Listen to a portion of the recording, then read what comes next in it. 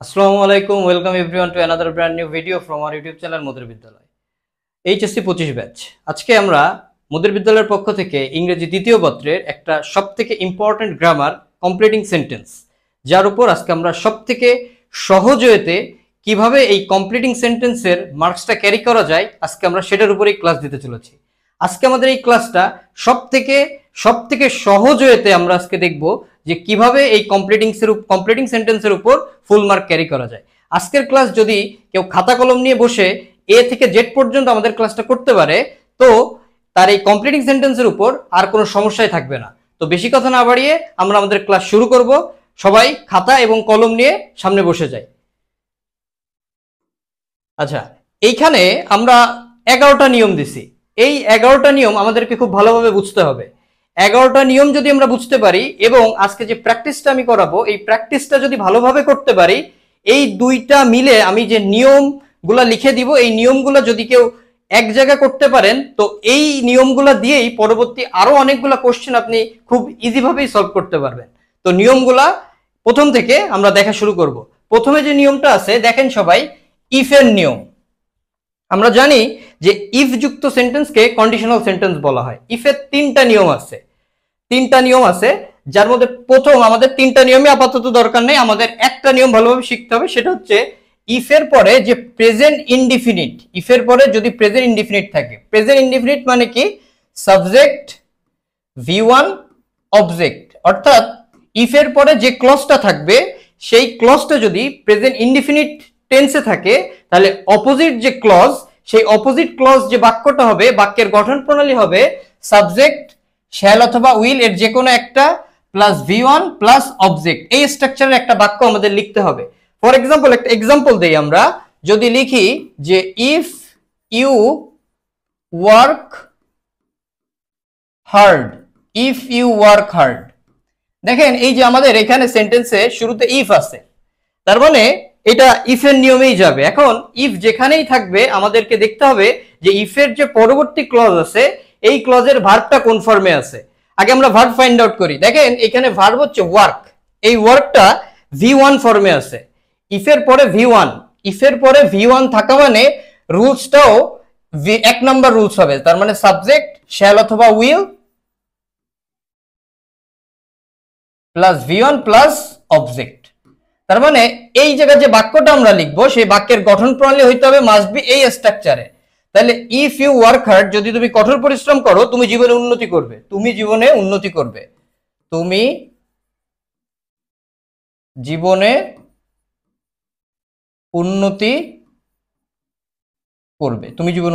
অর্থাৎ তুমি you shall অথবা উইলের যে কোনো একটা আসবে, ইউ উইল, সবসময় আমরা উইল ইউজ করব। আচ্ছা, এবার আসবে V1। এখানে ভার্ব হচ্ছে উন্নতি করা, ঠিক আছে? উন্নতি করা হচ্ছে you will shine in life, তুমি জীবনে উন্নতি করবে। তার মানে আমরা দেখতে পেলাম যে ইফের পরে যদি V1 থাকে, তাহলে অপোজিট ক্লজটা এই স্ট্রাকচারে একটা বাক্য লিখতে হবে। এই স্ট্রাকচারে একটা বাক্য লিখলে আমাদের সেন্টেন্সটা কমপ্লিট হয়ে যাবে। এবার আমরা আমাদের দ্বিতীয় রুল দেখব। Had plus subject plus noun আর had plus subject plus V3, এটাও এক প্রকার কন্ডিশনাল, যেটা হ্যাড দিয়ে শুরু হয়। আচ্ছা, যদি কোনো সেন্টেন্স হ্যাড দিয়ে শুরু হয়, প্রথমে আপনি হ্যাড পাবেন, হ্যাডের পরে থাকবে সাবজেক্ট, সাবজেক্টের পরে কি আছে, এইখানেই হচ্ছে এই দুইটা নিয়মের মধ্যে পার্থক্য। এখানে হচ্ছে এই দুইটা নিয়মের উপর পার্থক্য। খেয়াল করি সবাই, এই জায়গায় নাউন থাকতে পারে, V3ও থাকতে পারে। আচ্ছা, যদি হেডের পরে head plus subject plus noun থাকে, তাহলে ওই অপোজিট যে ক্লজটা হবে, অপোজিট ক্লজটা সাবজেক্ট, উড, কুড, মাইট, এই তিনটার যে কোনো একটা আসবে, যে কোনো একটাই আনা যায়। তারপরে V1 বসবে প্লাস অবজেক্ট বসবে, এই স্ট্রাকচারে একটা বাক্য হবে। এরপরে যদি head plus subject plus V3 থাকে, তাহলে অপোজিট যে ক্লজ, সেই ক্লজটা হবে subject, would, could, might, have plus V3 plus object, এই স্ট্রাকচারের একটা বাক্য হবে। একটা এক্সাম্পল দিয়ে আমি ক্লিয়ার করছি।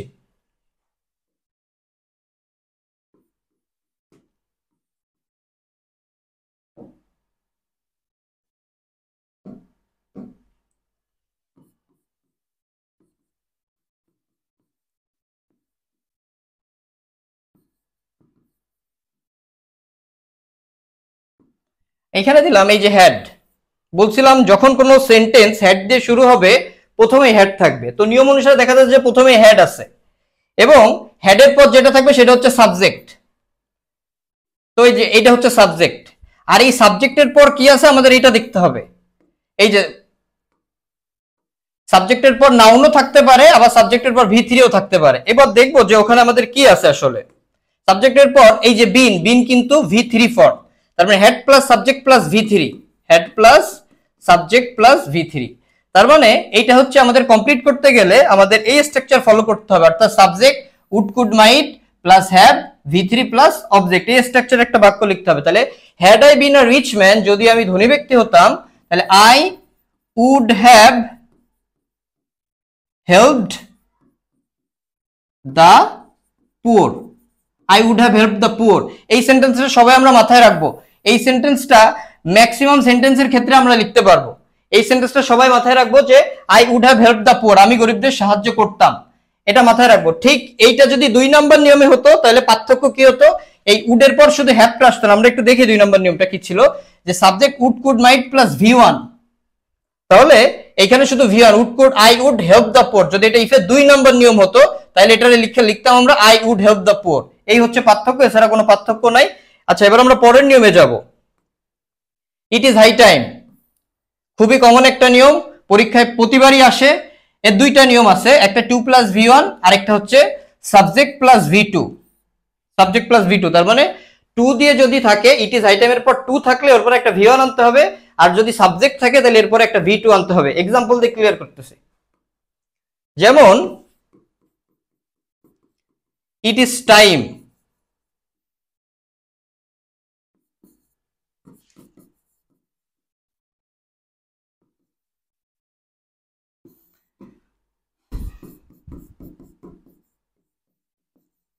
তিনটা সেন্টেন্স লিখছি আমি এখানে। তো দেখা যাচ্ছে সব জায়গায় ইট ইজ টাইম আছে। ইট ইজ টাইম এবং ইট ইজ হাই টাইমের মধ্যে কোনো পার্থক্য নাই, দুইটাই সেম। তো ইট ইজ টাইমের পর এখানে 2 দিয়ে দিছে, তার মানে এটাকে 2 নিয়মেই করতে হবে। আর এখানে ইট ইজ টাইমের পরে 2 দেই নাই, তার মানে যে জিনিসটা দেয়া আছে সেটা হচ্ছে সাবজেক্ট, এখানে সাবজেক্ট দিয়ে দিছে, তার মানে এটাকে সাবজেক্টের নিয়মেই করতে হবে। আর ইট ইজ টাইম এর পরে এইখানে সাবজেক্টও দেয়া নেই, আবার 2ও দেয়া নেই, কিছুই দেয়া নেই। তার মানে এটাকে আমরা আমাদের নিয়ম, যে কোনো নিয়মে আমরা করতে পারি, সেক্ষেত্রে আমাদের নিয়ম ঠিক রাখতে হবে। যদি 2 দেয়া থাকে তাহলে 2 নিয়মে করতে হবে, অর্থাৎ 2 নিয়ম ছিল 2 প্লাস ভি1। আর সাবজেক্ট যদি দেয়া থাকে, সাবজেক্টের ক্ষেত্রে ছিল সাবজেক্ট প্লাস ভি2। তাহলে ইট ইজ হাই টাইম, এই ক্ষেত্রে আমরা 2-3টা সেন্টেন্স একটু বলে দিচ্ছি। যদি ইট ইজ টাইম বা ইট ইজ হাই টাইম যদি পরীক্ষায় চলে আসে, তো আমরা এই 2-3টা বাক্যের মধ্যে যে কোনো একটা লিখে দিব, দিতে পারি two solve the problem, two solve the problem. যদি আগে কোনো সমস্যার কথা বলে তাহলে আমরা এখানে অবশ্যই সমাধানের কথা লিখতে পারি, টু সলভ দ্য প্রবলেম। আচ্ছা, অনেক সময় আমরা এটাও লিখতে পারি to plant trees, to plant trees, এটাও আমরা লিখতে পারি। আবার অনেক সময় এটাও লিখতে পারি to love our country, to love our country, এটাও আমরা দিতে পারি। 2 হইলে যে 2 plus V one, 2 plus V one, 2 plus V one, 2 হইলে এই তিনটা লেখা যায়।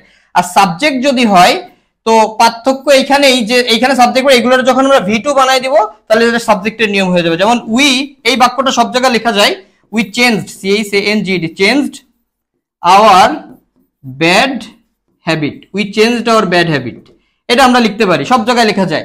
আরো একটা বাক্য দিয়ে দেই, you gave up, gave up this habit, এটাও দেয়া যায়, ঠিক আছে, এগুলোও দেওয়া যায়, you gave up this habit. এই দুইটার বাক্য যে কোনো এক, it is high, it is time বা ইট ইজ হাই টাইম থাকলে আমরা এই যে এই বাক্যগুলো যে লিখে দিলাম এইগুলো আমরা লিখতে পারি, সব জায়গায় লেখা যাবে মোটামুটি।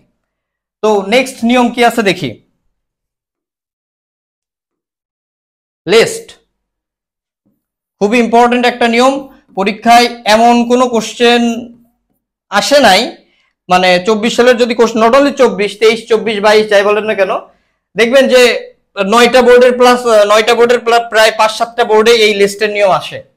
লিস্টের নিয়মে ছিল সাবজেক্ট শুড মাইট ভি1 প্লাস অবজেক্ট, ঠিক আছে। তো যেহেতু আমাদের এই ক্লাসটা সব থেকে ইজিয়েস্ট ভাবে হচ্ছে, তো বেশি কথা বাড়াবো না, আমরা জাস্ট নিয়মে চলে যাই, মানে এক্সাম্পল দিয়ে নিয়ম দেখাবো শুধু আমি আপনাদের।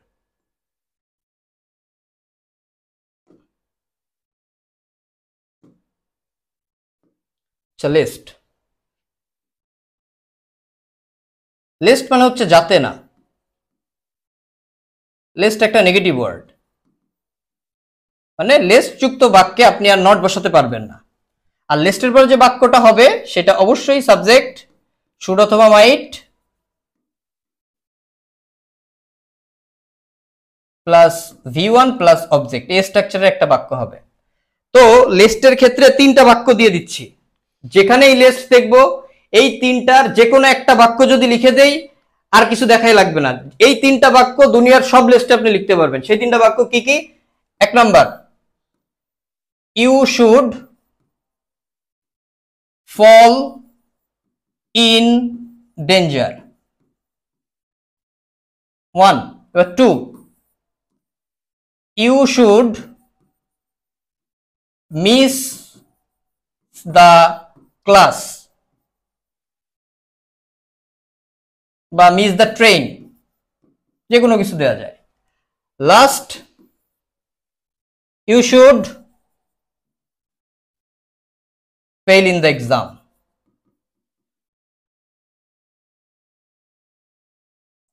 আপনাদের পরীক্ষায় যদি লিস্ট আসে তো এই তিনটার যে কোনো না কোনো একটা আপনার পরীক্ষা লিখতে পারবেন, এতটুকু শিওর। আর প্রত্যেকটা এই স্ট্রাকচার ওয়াইজ আছে, বাক্যগুলো দেখলে আপনারা বুঝতে পারবেন।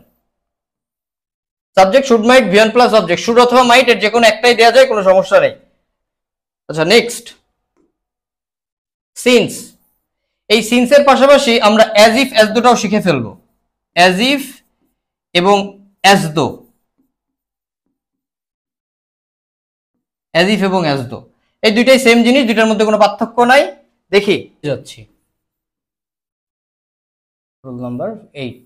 রুল নাম্বার 8 ছিল উড দ্যাট এবং আই উইশ। আমরা যদি খেয়াল করি ওই নিয়ম যখন আমরা লিখছিলাম, এখানে নিয়মে ছিল যে উড দ্যাট বা আই উইশ করা অর্থে একটা হতে পারে আর একটা হওয়া অর্থে হতে পারে। অনেক সময় দেখা যায় যে এত নিয়ম আমাদের মনে রাখা সম্ভব হয় না, ঠিক আছে? তো এটার শর্টকাট আমি একটা কথা বলি যে এই উড দ্যাট এবং আই উইশ যদি কখনো সেন্টেন্সে চলে আসে, সেই ক্ষেত্রে একটা সেন্টেন্স মাথায় রাখবো, একটা থেকে দুইটা সেন্টেন্স মাথায় রাখলে আমরা আই উইশ এবং উড দ্যাট দিয়ে যদি কোনো বাক্য আসে তো যে কোনো একটা লিখে দিলেই হয়ে যাবে। সে বাক্যটা কি হতে পারে? এক number, I were a king, I wish I were a child, CHILD, child. I wish I were an Englishman, I wish I were an Englishman. I wish I were a bird. এই জিনিসগুলো আমরা লিখতে পারি। এক নম্বর। আরেকটা বাক্য আমরা লিখতে পারি, সেটা হচ্ছে I wish I would go there, এই বাক্যটা লেখা যেতে পারে। বা আর অনেক সময় এটাও লিখতে পারেন I wish I would help the poor, এই বাক্যটাও লেখা যায়। তো I wish বা would that এটা যদি কখনো বাক্যে দিয়ে দেয় তো সেই ক্ষেত্রে আমরা এই দুইটা সেন্টেন্সের যে কোনো একটা লিখে দিব, তাহলে ওখান থেকে আমরা 1 মার্ক ইজিলি পেয়ে যাব। আচ্ছা নেক্সট, আমাদের নেক্সট নিয়ম কি আছে? নেক্সট নিয়ম আছে হচ্ছে 2.2। আচ্ছা 2.2 এরপরে ডিরেক্ট V1 বসে 2.2। আচ্ছা আগে 2.2 নিয়ে আমরা কথা বলি, দেন হচ্ছে আমরা দেখব যে পরে কি নিয়ম আছে। Rule number 9, 2.2। এই 2.2 মানে এতই বেশি, ডট ডট ডট, আর এই 2 মানে হচ্ছে যে এতই বেশি ডট ডট যে। আমি যদি লিখি the load was too heavy for, আচ্ছা তাহলে the load was too heavy, এতই বেশি ভারী, ফর, দেখেন এখানে একটা ফর দিয়ে দিছে। ফর মানে হচ্ছে আমরা জানি ফর মানে হচ্ছে জন্য। আচ্ছা যখন ফর দিয়ে দিছে তার মানে আমাদের এখানে একটা অবজেক্ট বসায় নিতে হবে। তাহলে টু হেভি ফর, সেই অবজেক্টটা মি হতে পারে, ফর হিম হতে পারে, ফর হার হতে পারে, যে কোনো একটা অবজেক্ট আমরা বসায় নিব। তার মানে লোডটা এতই বেশি ভারী জন্য, কার জন্য? আমার জন্য বা তার জন্য। তারপরে টু ক্যারি CARRY, অর্থাৎ নিয়ম ছিল 2.2 প্লাস V1, এই যে সেই V1, এই যে সেই V1। আরেকটা বিষয় হচ্ছে যে এখানে একটু কথা বললাম, এই যে এখানে একটা প্রিপজিশন যদি দিয়ে দেয় তার মানে পরে আপনারা একটা অবজেক্ট এর পরে বসায় নেবেন, অবজেক্ট বসাই তারপরে এই 2 প্লাস এই V1টা বসাবেন। আচ্ছা, এটা ছিল রুল নাম্বার 9। এবার রুল নাম্বার 10 আছে কি দেখেন, সো দ্যাট বা ইন অর্ডার দ্যাট, এই দুইটাই সেম জিনিস। সো দ্যাট মানে যাতে, ইন অর্ডার দ্যাট মানেও যাতে। এই ক্ষেত্রে সাবজেক্ট আসে ক্যান অথবা কুড আসে প্লাস V1 প্লাস অবজেক্ট। একটা এক্সাম্পল দিয়ে জিনিসটা ক্লিয়ার করি আমরা।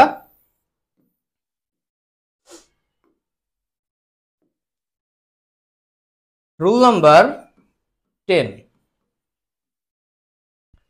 so that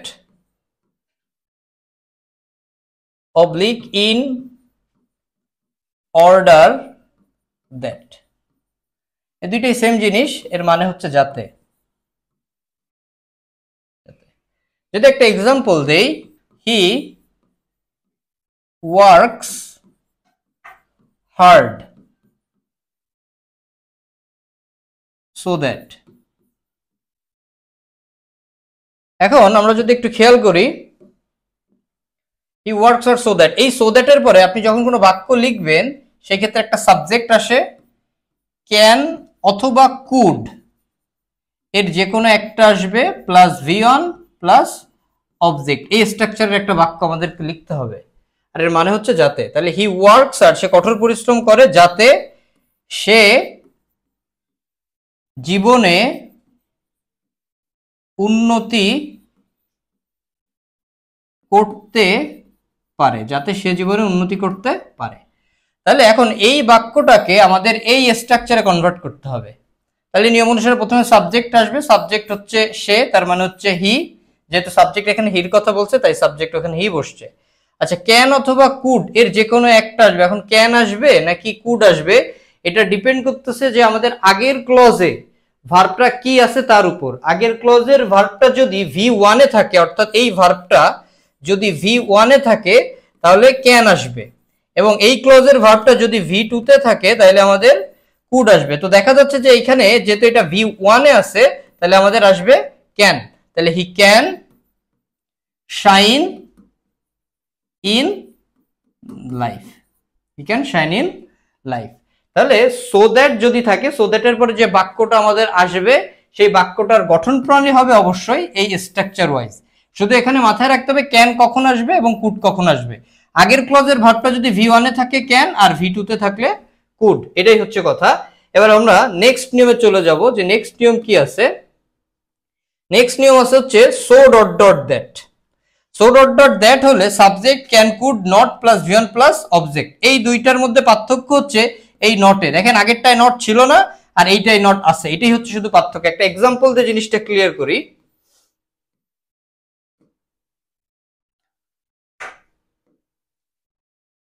so dot dot dot that, এটা হচ্ছে রুল নাম্বার কত ছিল, এটা রুল নাম্বার 9, রুল নাম্বার 10। আচ্ছা,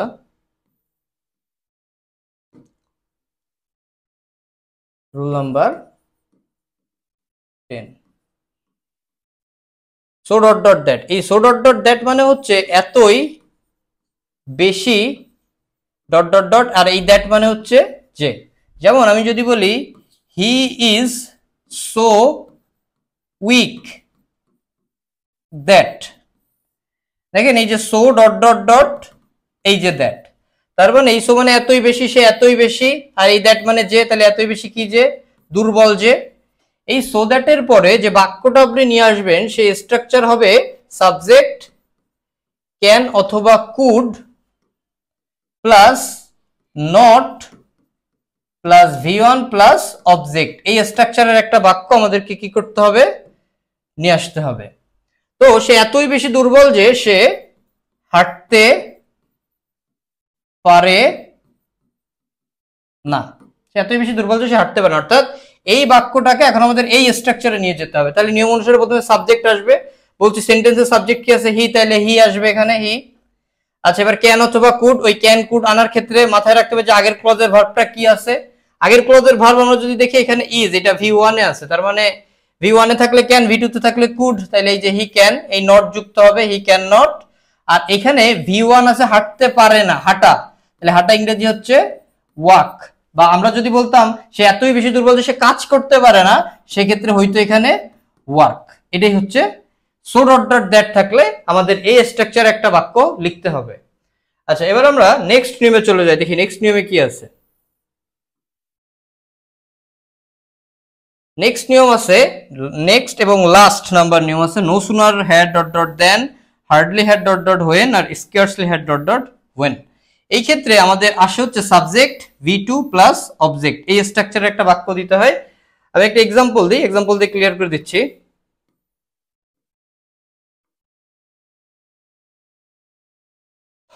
rule number 11, no sooner had dot dot dot then, hardly had dot dot dot when, আর scarcely had dot dot dot when। অর্থাৎ যদি কোনো বাক্য এর কোনো একটা পার্ট দিয়ে শুরু হয়, আমাদেরকে ওই পাশে যখন আমরা শুরু করব তখন অবশ্যই এর কোনো না কোনো একটা দিয়ে শুরু করতে হবে। কোনো না কোনো একটা বলতে নো সুনার হ্যাড থাকলে দেন দিয়ে শুরু হবে, হার্ডলি হ্যাড থাকলে হোয়েন দিয়ে শুরু হবে, স্কার্সলি হ্যাড থাকলে হোয়েন দিয়ে শুরু হবে। এবং এরপরে যে বাক্যটা আসবে, বাক্যের গঠন প্রণালী হবে সাবজেক্ট V2 অবজেক্ট, এই স্ট্রাকচারে একটা বাক্য হবে। এই ক্ষেত্রে আমি আপনাদেরকে 2 থেকে 3টা বাক্য লিখে দিচ্ছি, সেই বাক্যগুলো নো সুনার হ্যাড বা হার্ডলি হ্যাড, স্কার্সলি হ্যাড থাকলে এই বাক্যগুলো সাধারণত ইউজ করা যায়। সেই বাক্যগুলো কি কি? দ্য রেইন started, আবার বলতে পারি the train left, এটা বলতে পারি। আরেকটা বাক্য আমরা দিতে পারি, সেটা হচ্ছে the students, students, students stood up, এই বাক্যগুলো দিতে পারি। দেখেন প্রত্যেকটা জায়গায় V2 আছে, এইটা V2, এইটা V2, আবার এইটাও V2, স্টুড আপ, এটাও V2। তাহলে এই যে no sooner had, hardly had, scarcely had থাকলে এইগুলো দিয়ে, এই জিনিসগুলো দিয়ে অপোজিট ক্লজকে আমাদেরকে কি করতে হবে? কানেক্ট করতে হবে। প্লাস এই মানে দ্বিতীয় যে ক্লজটা আমরা লিখবো, সেই ক্লজটা অবশ্যই সাবজেক্ট V2 অবজেক্ট এই স্ট্রাকচারে হতে হবে। অর্থাৎ আমাদের নো সুনার হ্যাড বলেন, হার্ডলি হ্যাড বলেন, স্কার্সলি হ্যাড থাকলে আমরা এই বাক্যগুলো লিখে দিলে সেন্টেন্সটা কমপ্লিট হয়ে যাবে। তো এই ছিল আমাদের রুলসের আলোচনার ক্লাস। এবার আমরা একটা প্র্যাকটিক্যালি একটা প্র্যাকটিস করে দেখব যে আসলে কতটুকু নিয়ম অনুসারে আমরা করতে পারলাম। এবার আপনাদের জন্য একটা এক্সারসাইজ আমরা রাখছি, সেটা হচ্ছে এই যে এটা হচ্ছে যশোর বোর্ড 24 সাল, যশোর বোর্ড 24। সবাই একটু খেয়াল করি, প্রথম এক্সাম্পলটা দিচ্ছে the poor man knocked at the door, he came to me with a view two. With a view two একটা কমন নিয়ম, এটা ওই নিয়মে আমরা দেখাই নাই, কারণ এটা এই একটা এক্সাম্পলের সাহায্যে আমরা উইথ এ ভিউ টুটা ক্লিয়ার করে দিচ্ছি। উইথ এ ভিউ টু, আচ্ছা যদি উইথ এ ভিউ টু থাকে, with a view to, with a view two থাকলে এরপরে অবশ্যই একটা ভার্বের সাথে আইএনজি দিতে হয়। তো এই ক্ষেত্রে 2-3টা বাক্য আমি আপনাদেরকে বলে দেই, এইগুলো লিখে দিবেন। আচ্ছা, with a view to helping, with a view to helping him হতে পারে, with a view to helping her হতে পারে, with a view to helping the poor এটা হতে পারে। আচ্ছা, আরেকটা কি দেয়া যায় যে with a view two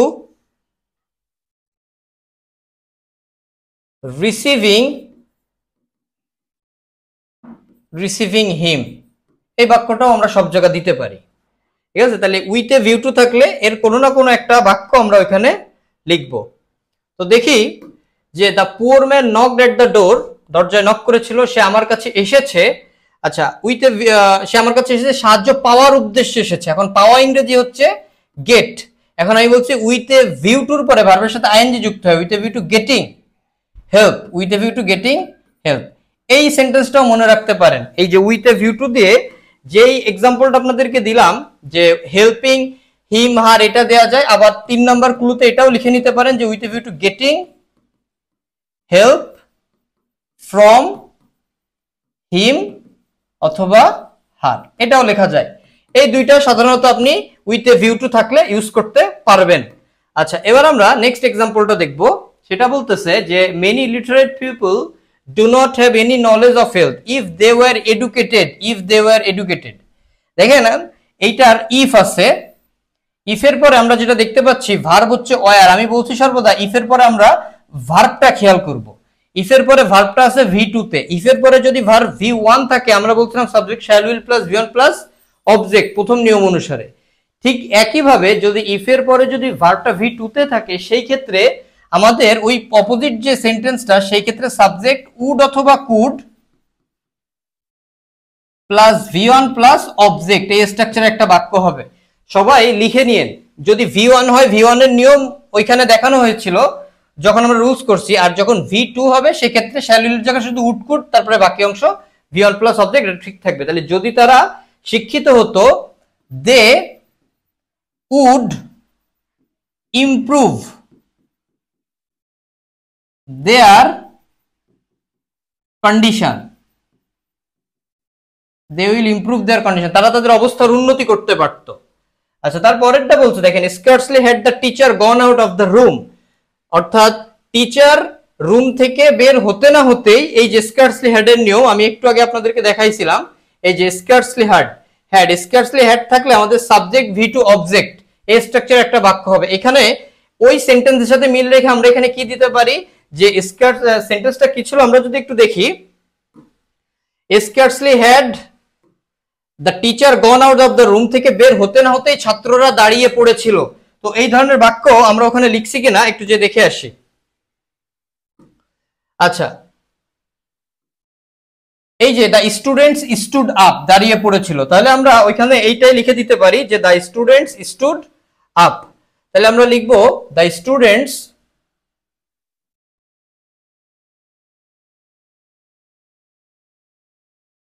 stood up, এটা লিখে দিতে পারি। আচ্ছা, পরেরটা বলছে